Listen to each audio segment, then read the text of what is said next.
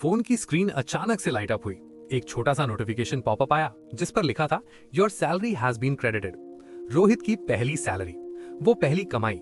College के दिनों में पॉकेट मनी के लिए घर वालों से छोटा सा स्ट्रगल करने से लेकर आज इस डेस्क पर बैठकर एक प्रॉपर इंडिपेंडेंट सैलरीड एम्प्लॉय बनने तक का सफर इस एक छोटे से मैसेज ने पूरा कर दिया था।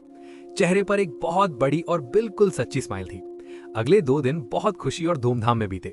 दोस्तों को अच्छी जगह ले जाकर ट्रीट दी, घर वालों के लिए उनकी पसंद के नए गिफ्ट्स खरीदे। पर जैसे ही वीकेंड खत्म हुआ और आसपास का शोर थोड़ा शांत हुआ, उसके दिमाग में अचानक एक अजीब सी चुप्पी छा गई। खुशी की जगह अब एक बहुत ही सीरियस और प्रैक्टिकल सवाल ने ले ली थी। आखिर इन बचे हुए मेहनत के पैसों का अब क्या किया जाए? रोहित के पास ऑप्शंस तो थे, पर सब उसको अंदर से बहुत कंफ्यूज करने वाले थे। पहला ऑप्शन वही था जो उसके पेरेंट्स ने बचपन से हमेशा सिखाया था, चुपचाप अपने पैसे बैंक अकाउंट में छोड़ दो या एक रिस्क फ्री आसान सी फिक्स डिपॉजिट बना लो। ये ऑप्शन देखने में सेफ तो बहुत लग रहा था, पर रोहित ने हाल ही में कहीं किसी आर्टिकल में पढ़ा था कि इन्फ्लेशन यानी हमारी इकोनॉमी में महंगाई की रफ्तार बैंक के दिए गए इंटरेस्ट रेट से कहीं ज्यादा तेजी से आगे बढ़ रही है। तो अगर उसका मेहनत का पैसा बैंक में ऐसे ही शांत पड़ा रहेगा तो वो ग्रो करने की बजाय एक्चुअली टाइम के साथ अपनी वैल्यू धीरे धीरे खो देगा। दूसरा ऑप्शन वो था जिसके बारे में उसके ऑफिस के सीनियर कॉलीग्स आजकल लंच ब्रेक में बड़ी बड़ी बातें करते थे, शेयर मार्केट। पर प्रॉब्लम ये थी कि शेयर मार्केट का नाम सुनते ही रोहित को अंदर से एक अजीब सा डर लगता था। उसने बचपन से अपने आसपास यही देखा और सुना था कि शेयर मार्केट में आम लोगों के पैसे पूरी तरह डूब जाते हैं। उसके घर वाले भी यही कहते डराते थे कि यह बस किस्मत का एक डेंजरस खेल है और आम इंसान को इससे दूर रहना ही बेहतर है। एक तरफ अपने पैसे को सही से ग्रो करने की एक स्ट्रॉन्ग चाहत थी और दूसरी तरफ अपनी मेहनत की पहली कमाई को खो देने का एक बड़ा डर। उसने सोचा, पर क्या शेयर मार्केट सच में इतना रिस्की है? रोहित ने उस रात फैसला किया कि बिना सोचे समझे किसी और की बात मान लेने से बेहतर है कि वो खुद थोड़ा समझे। उसने अपनी डेस्क पर बैठकर लैपटॉप खोला और ध्यान से पढ़ना शुरू किया। रोहित ने जब समझा तो उसको पता चला कि मार्केट की कहानी उसके और उसके पेरेंट्स के डर से बिल्कुल ही अलग है। शेयर मार्केट कोई रातों रात अमीर बनने की जादुई मशीन बिल्कुल नहीं है। उसको पता चला कि ये कोई ऐसी लॉटरी टिकट नहीं है जहां बस थोड़े पैसे डालो और किस्मत का वेट करते रहो। उसको एक बहुत ही सिंपल और लॉजिकल बात वहां समझ आई। सोचिए कि आपके एक दोस्त का कोई बिजनेस है जो आजकल काफी अच्छा चल रहा है। आपको लगता है कि ये बिजनेस आगे चलकर और बड़ा होगा। आप उस दोस्त के पास जाते हैं और कुछ पैसे देकर उसके चलते हुए बिजनेस में पार्टनर बन जाते हैं। कल को अगर प्रॉफिट हुआ तो वो हिस्सा आपका होगा और अगर किसी वजह से लॉस हुआ तो वो नुकसान भी आपको सहना पड़ेगा। रोहित ने जब और डीप रिसर्च की तो उसको पता चला कि दुनिया की सबसे बड़ी बड़ी मल्टीनेशनल कंपनीज भी एक्चुअली में एग्जैक्टली ऐसे ही काम करती हैं।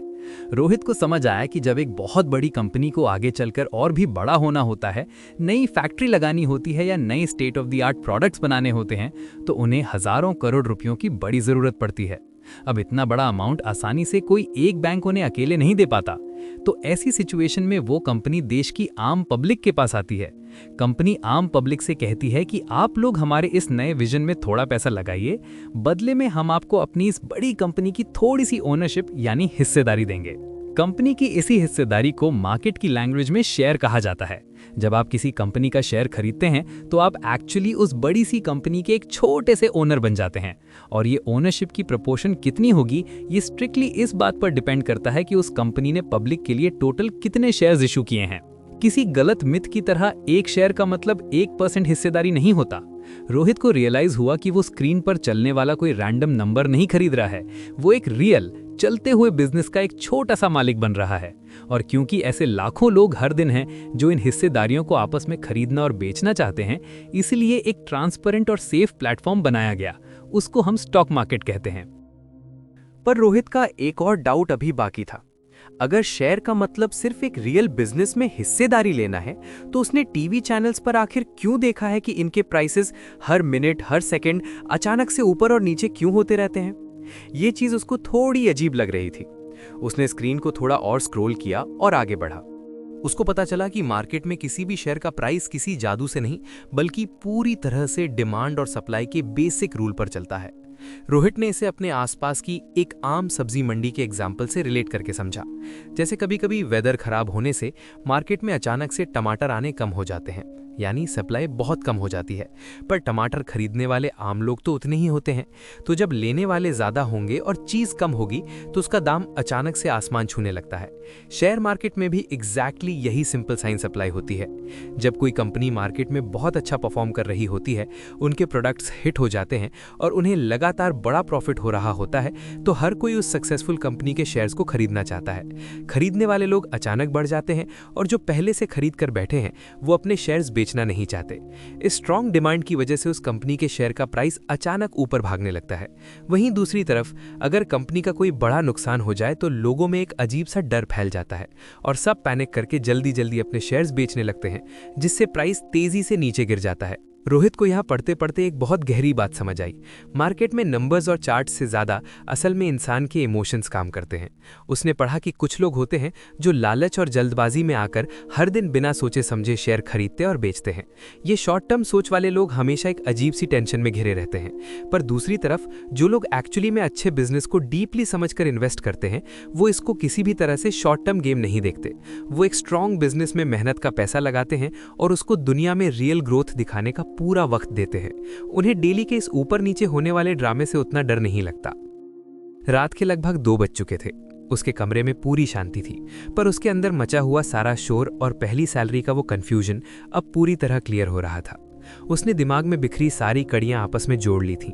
उसने डीपली रियलाइज किया कि स्टॉक मार्केट असल में देश के सबसे बढ़िया बिजनेसेस में पार्टनरशिप लेने का एक ट्रांसपेरेंट और सॉलिड सिस्टम है। ये कोई गैम्बलिंग नहीं है, ये किसी भी तरह का आंख बंद करके चलने वाला सट्टा नहीं है।